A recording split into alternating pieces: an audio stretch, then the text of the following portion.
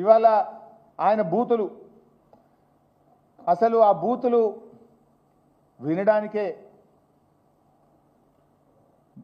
ఒళ్ళు జల్లరిస్తుంది. మీరు చూడండి ఆయన బూతులు అసలు ఈ రాష్ట్రంలో నిన్నేదో పెద్ద నీతి మంత్రులు లెక్క మాట్లాడుతున్నాను. ఏమని ఇట్లా మాట్లాడొచ్చునా, ఈ రకంగా మాట్లాడితే మంచిదేనా అని చెప్పి నిన్న మాట్లాడుతుండు. అసలు ఈ బూతులకు ఆద్యుడెవరు?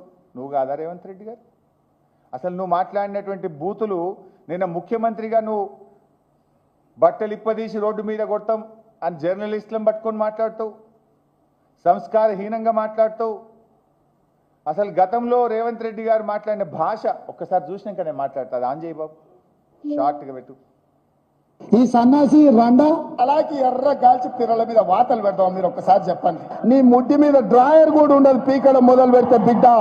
నడి బజార్లో ఉరి తీయాలన్నా, 100 మీటర్ల గోతి తీసి పాతి పెట్టాలన్నా, ఒక్కనొక్కని పండబెట్టి తొక్కి పేగులు తీసి మెడలేసుకొని ఊరేగుతాం బిడ్డ. లోపల కొడుకులు ఛానళ్ళు ఉన్నాయి కదా అని అడ్డగోలు చేస్తే చూసుకుంటూ ఊకుంటా అంటారు. పండబెట్టి తొక్కి పేగులు తీస్తే గాడిద కొడుకులు నొక్కనొక్కని. అట్లాంటి అప్పుడు నా కొడుకులకు నేను సమాధానం చెప్పను. తన అమ్మ మొగుని ఇంట్లోనే అన్ని తెచ్చి చూపించుకోమని చెప్పారు. టీవీలో వేసుకో, నాకు ఏం అభ్యంతరం లేదు.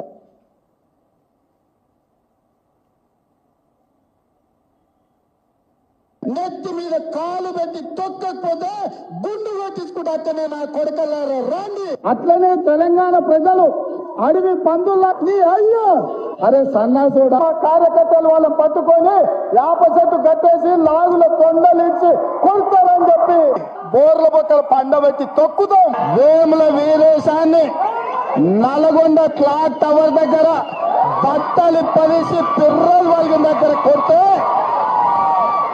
ఎట్లా జవాబు చెప్పాలి? గట్లనే చెప్తాం. మూసిగేసుకొని వస్తే మూసుకు ఊడదికి బట్టలు గుడ్డలు ఊడదీసి కొట్టా అని చెప్తున్నాను.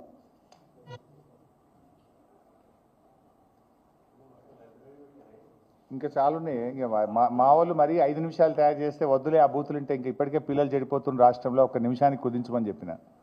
ఈ వ్యాఖ్యలు విని విని సమాజం చెడిపోతుంది, వద్దు 1 నిమిషం చాలని చెప్పిన. అంటే నేను అనేది ఏంటంటే రేవంత్ రెడ్డి గారు, నీ భార్యాబిడ్డలే భార్యాబిడ్డలా? ఎదుటి వాళ్ళకు భార్యాబిడ్డలు ఉండరా? ఎదుటి వాళ్ళకు అక్కా చెల్లెలు ఉండరా? ఎదుటి వాళ్ళ కుటుంబ సభ్యులు ఉండరా? నీ దాకా వస్తే కానీ నొప్పి తెలియదా నీకు? నువ్వు గతంలో కేసీఆర్ గారిని పట్టుకొని కాల్చిపారేయాలని మాట్లాడినావు, ప్రగతి భవన్ను పేల్చివేయాలని మాట్లాడినావు. ఇక నీ బూతులు ఆ నోట్తో నేను చెప్పలేను. ఆ బూతులు మాట్లాడితే నా నాలుక ఖరాబ్ అవుతుంది. కానీ అంత పచ్చి బూతులు మాట్లాడినావు నువ్వు. కానీ నిన్నేమంటున్నావు? ఇట్లా అంటారా అట్లా. మరి అప్పుడు గతంలో నువ్వు అసలు బాడీ షేమింగ్కు బ్రాండ్ అంబాసిడర్ నువ్వు కదా. కేటీఆర్ గారు కుమారుడు మైనర్ అబ్బాయి, పాపం ఆయన చదువుకునే ఒక స్కూలుకు వెళ్ళే విద్యార్థి. ఆ బాబుని ఆ పిల్లవాడిని పట్టుకొని కూడా నోటుకొచ్చినట్టు మాట్లాడినావు కదా.